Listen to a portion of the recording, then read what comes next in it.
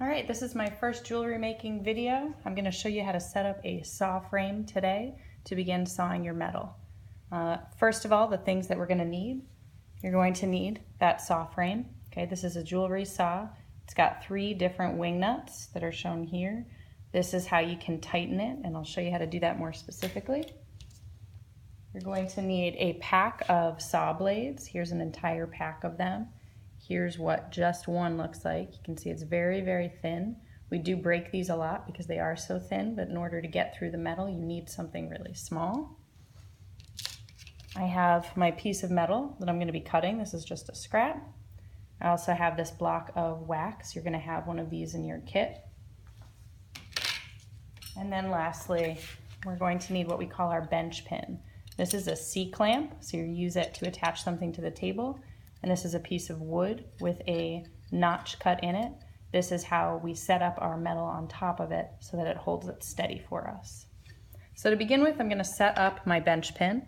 I'm sitting at one of our table edges here, and I'm going to put the piece of wood over the edge of the table. This way my metal can sit here and the saw frame can go through it. And then I'm going to attach the C-clamp just like so. So I'm putting it on so that it's attached to the table. And under the table, there is a part that I'm going to turn until it's tightly attached to the table. Now this is sound and attached to the table for my next part. All right, we're going to talk about setting up your saw frame next.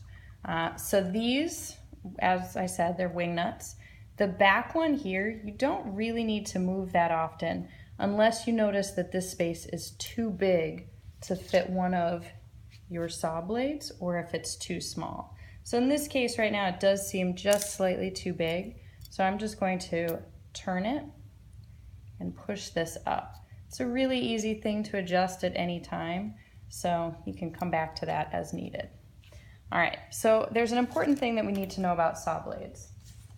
When you take one out of the package, you have to look at it, and you want your saw blades to be on the top, and you also want them to be coming towards you. So I have this close up here. This is what they're gonna look like. If you notice, they are on the top, and it looks like waves that are coming towards you.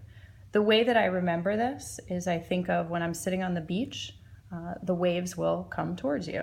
So in this case, I'm going to look at this saw blade really closely, and on the top, I'm gonna make sure my saw blades are facing up and then also coming towards me.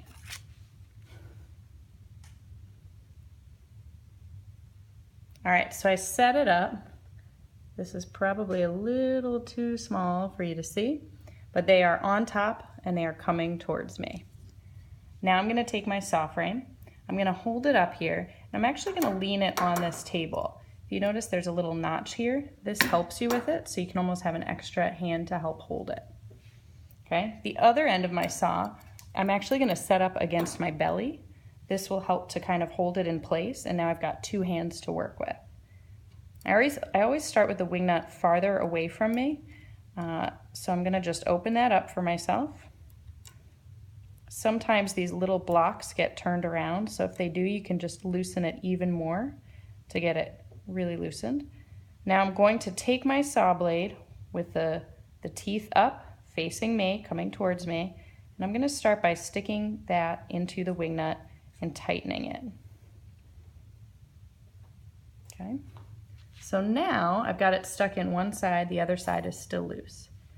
Now I'm going to put it into the other wing nut.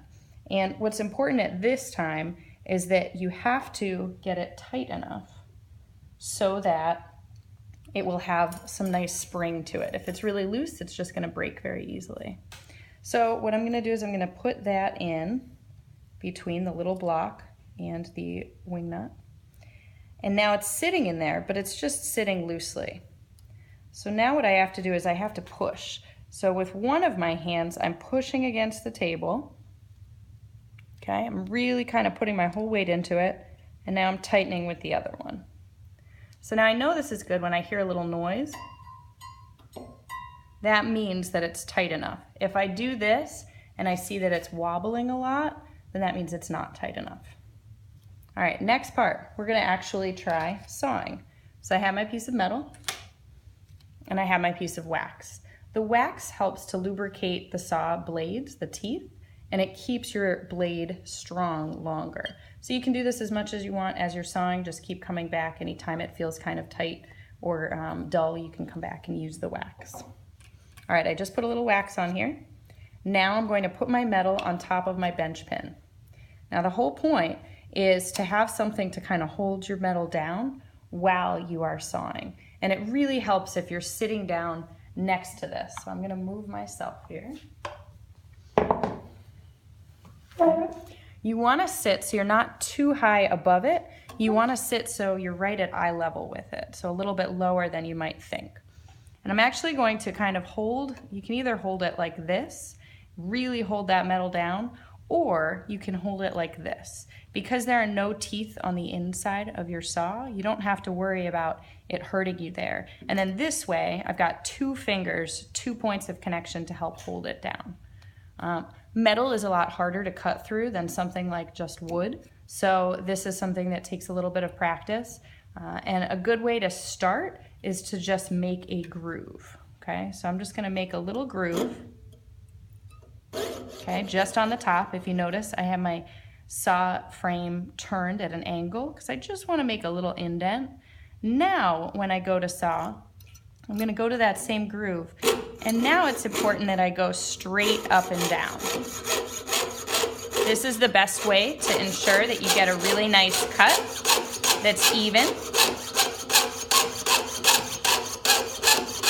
Now, it may look like I'm putting a lot of pressure into this or it's going slowly, but it's a very, very smooth process, and you try not to push on your saw frame with your hand. Instead, you let the teeth do the work and they slowly move forward.